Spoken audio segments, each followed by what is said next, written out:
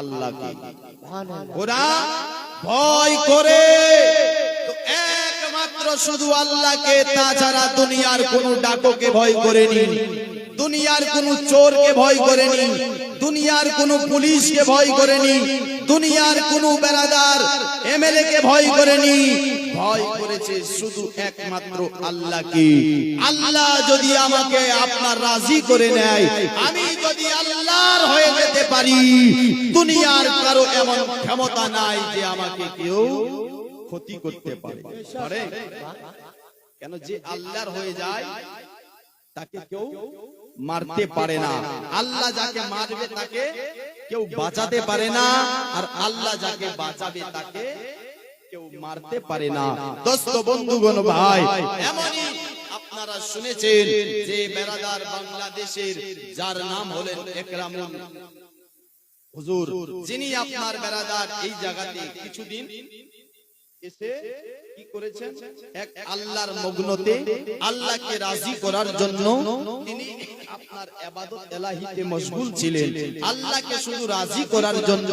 দোস্ত বন্ধুগণ ভাই, মুআজ্জাজ সামাইনে কেরাম, কিন্তু আসুন আজ থেকে আপনার বেরাদার মুআজ্জাজ সামাইন, আজ আপনার হিন্দুস্তানের মানুষ আপনার গুমরাহিতে ছিল, হিন্দুস্তানের মানুষ মূর্তি পূজা করতেন, হিন্দুস্তানের মানুষ ভূত পূজা করতেন, হিন্দুস্তানের মানুষ গোবর পূজা করতেন, হিন্দুস্তানের মানুষ কোন উঁচাই জায়গা দেখলে উঁচাই জায়গাকে আপনার পূজা করতেন।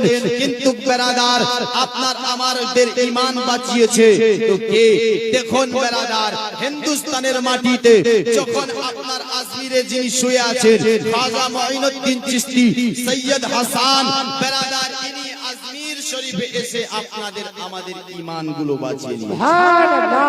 আপনাদের আমাদের ঈমান বাঁচিয়ে নিয়েছে, না হলে মানুষ জানতো না যে আপনার আল্লাহ এক কাকে বলে।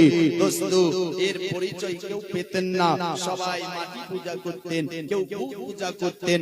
তবে ইনারই কিছু কারামাত আমি বলে আমার বক্তব্য আপনার সংক্ষিপ্ত করব। এ আপনার গরিব নামাজ যখনই কোথায় আসলেন আজমির শরীফে, কোথায় একজন বাদশা ছিলেন পৃথ্বীরাজ, কি নাম? পৃথ্বীরাজ, যিনি আপনার তার সঙ্গে অনেক কিছু করেছে বেরাদার, অনেক অত্যাচার করতে চেয়েছে। কিন্তু দেখুন একটা ছিলেন সাগর, যে সাগরটার নাম হলেন আনা সাগর। কোন সাগর? আনা সাগর ছিল বেরাদার। পৃথ্বীরাজের একটাই স্বপ্ন ছিল, একটাই মনে আশা ছিল। কি মনে আশা? আশা ছিল এটা যে আপনার এই রাজা, এই ফকিরটা যদি চলে যায় তাহলে আমাদের ধর্ম টিকে যাবে, আর না হলে এ আপনার আমাদের বরবাদ করে দেবে, আমার রাজত্ব বরবাদ হয়ে যাবে। ও হুকুমত চালাচ্ছিল, যার কারণে এই আপনার হযরত খাজা গরিব নামাজ যখন বেরাদার আনা সাগরের পাশে খিমা বসালেন, খিমা বেরাদার এবার যে খিমা বসিয়েছে তারাবে তো তারাবে কিভাবে?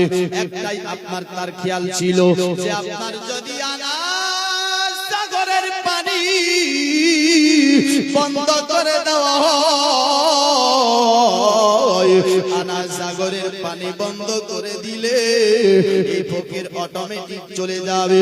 কেন? আনা সাগরের পানি যদি বন্ধ হয়ে যায় তাহলে গোসল আপনার করতে পারবে না। আনা সাগরের পানি যদি বন্ধ হয়ে যায় তাহলে আপনার কি করবে? পানি পান করতে পারবে না, ওযু করতে পারবে না। যার কারণে তিনি কি করলেন? সিদ্ধান্ত নিল আনা সাগরের পানি এই ফকিরকে দেওয়া যাবে না, এই ফকিরকে আনা সাগরের পানি দেওয়া হবে না।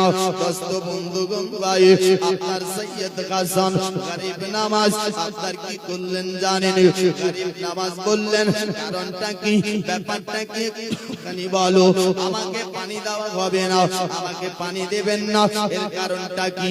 বলছেন না না না, আপনি যদি আনা সাগরের পানিতে হাত লাগান তাহলে আমাদের এ আনা সাগরের পানি না পাক হয়ে যাবে। সকালে বলুন নাউজুবিল্লাহ। গরিব নামাজ যদি পানিতে হাত দেয় তাহলে নাকি আপনার আনা সাগরের পানি নাপাক হয়ে যাবে। বেরাদার, আনা সাগরের পানি এই